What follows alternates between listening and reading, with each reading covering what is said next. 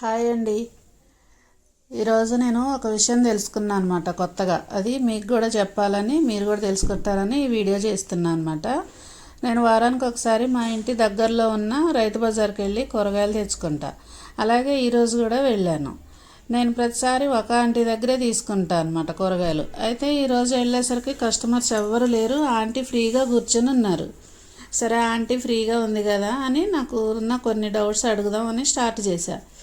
మీరు రైతా ఆంటీ లేక రైతుల దగ్గర తెచ్చి అమ్ముతారా అని అడిగితే, రైతుల దగ్గరే తెచ్చి అమ్ముతా అన్నారు. మరి మీ దగ్గర ఒక వర్కర్ కూడా ఉంది కదా, తనకు ఎంత ఇస్తారు అని అడిగితే డైలీ 300 ఇస్తా అన్నారు.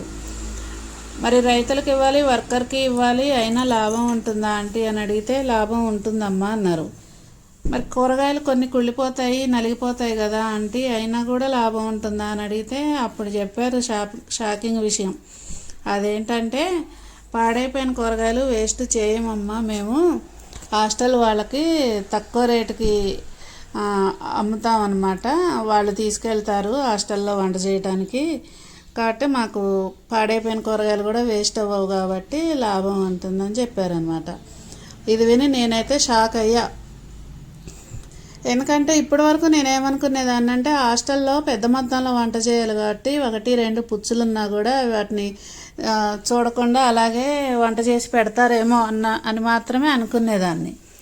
కానీ ఈరోజు మాత్రం ఈ విషయం తెలిస్తే నేనైతే షాక్ అయ్యాను. ఎందుకంటే అసలు పాడైపోయిన కూరగాయలే డైరెక్ట్గా తక్కువ రేటుకి వస్తాయి కదా అని తీసుకెళ్ళి అలా వంట చేయటం అనేది అయితే కరెక్ట్ కాదు కదా. పిల్లల ఆరోగ్యాన్ని కూడా దృష్టిలో పెట్టుకోవాలి కదా.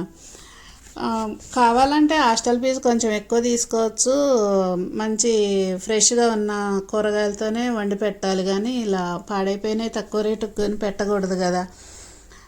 అయితే అదే నేను చెప్పేది ఏంటంటే, పిల్లల్ని హాస్టల్లో జాయిన్ చేసేవాళ్ళు కొంచెం 1-2 సార్లు ఆలోచించి జాయిన్ చేసుకుంటే మంచిదన్నమాట. ఈ విషయం నేను ఇవాళ కొత్తగా వింటున్నా. మరి మిగతా వాళ్ళకి చాలామందికి, మీకు అందరికీ ఇదివరకు తెలిసేమో నాకు తెలీదు. ఒకవేళ తెలియకపోతే తెలుసుకుంటారు కదా అని చెప్తున్నా అనమాట.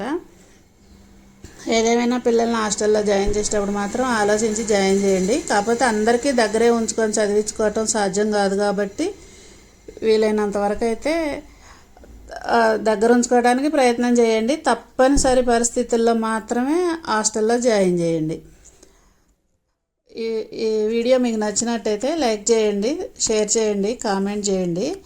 కొత్తగా చూస్తుంటే మాత్రం నా ఛానల్ని సబ్స్క్రైబ్ చేసుకోండి. ఓకే అండి, బాయ్.